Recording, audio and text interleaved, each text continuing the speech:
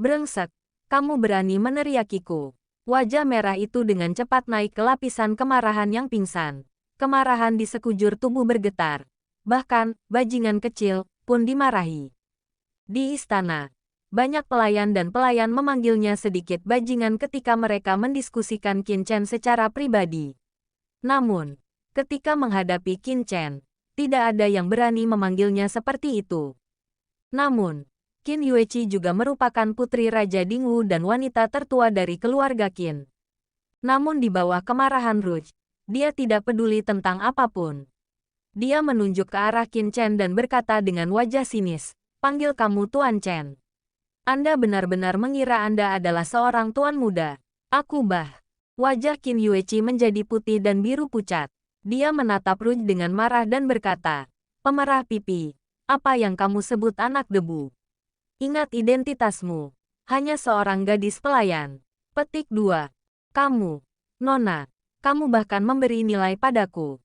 Rouge memandang Qin Yueqi dengan dingin, dan mencibir padanya tanpa rasa takut. "Nona, jangan terburu-buru melompat keluar.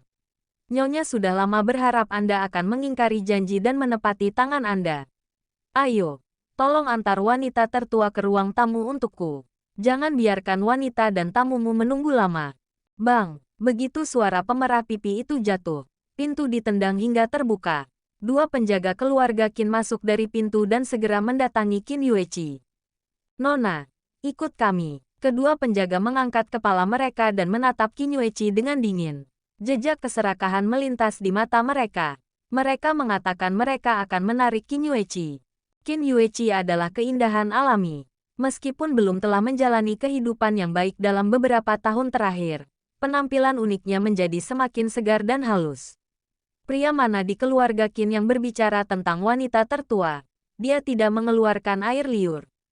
Dalam hal ini, sedikit minyak, sepertinya, tidak ada yang bisa melihatnya.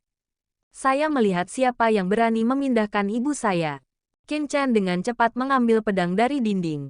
Bang! Pedang itu keluar dari sarungnya. Dia melangkah maju dan berdiri di depan Qin Yueqi. Pedangnya adalah miring, dan dua rasa dingin sedingin es keluar dari matanya, yang menimpa kedua penjaga seperti bilah tajam. Momentum yang tidak dapat dijelaskan muncul dari Qin Chen.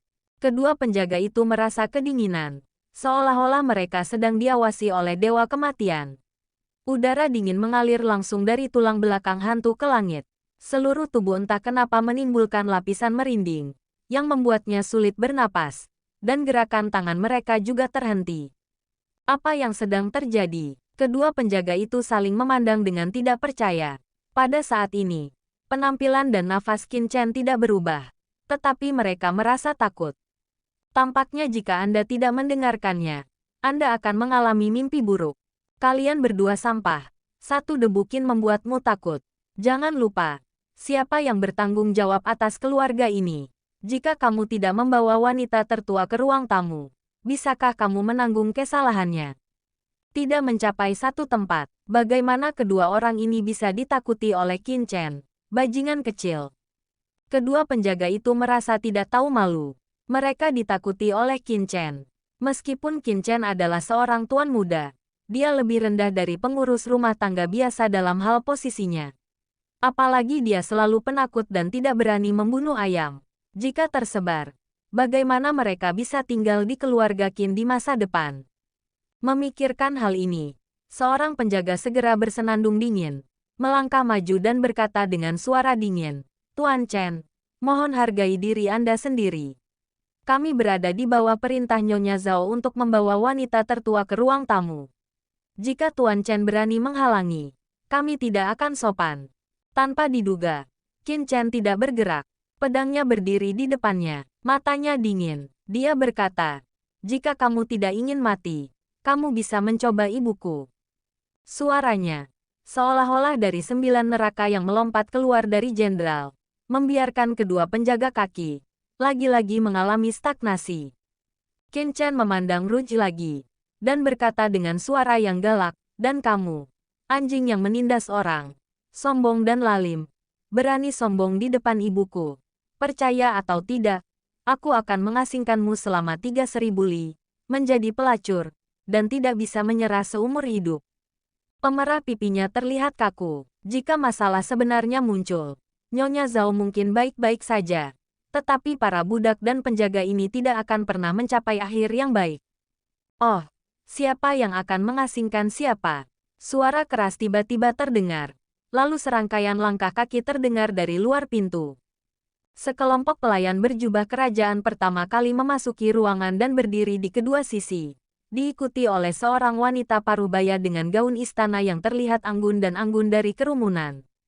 Dia mengenakan jubah awan dengan benang emas, batu akik merah, koral dan jepit rambut giok. Di 10 jarinya yang ramping, dia memakai 4 atau 5 cincin batu berharga, emas dan perak. Di sampingnya juga ada seorang pria parubaya yang berpenampilan buruk, bertubuh buncit, namun sangat kaya akan pakaian. Begitu dia masuk, matanya tertuju pada tubuh Qin Yueqi. Dan matanya, yang sipit dan sipit, berubah lurus, tetapi tidak ada halak di mulutnya. Nyonya, Rouge melihat pria ini. Ekspresi arogan sebelumnya tiba-tiba menyatu. Wajahnya menjadi pucat, dan matanya sedikit ketakutan dan tertunduk. Ini adalah ibu dari keluarga Qin, Zhao Feng dan Nyonya Zhao. Di sebelahnya adalah Zhao Qirui, pangeran Qi yang terkenal romantis. Nyonya Zhao memandang Rouge dengan dingin dan mendengus. Saya tidak bisa melakukan hal kecil dengan baik. Rouge takut untuk segera berlutut di tanah.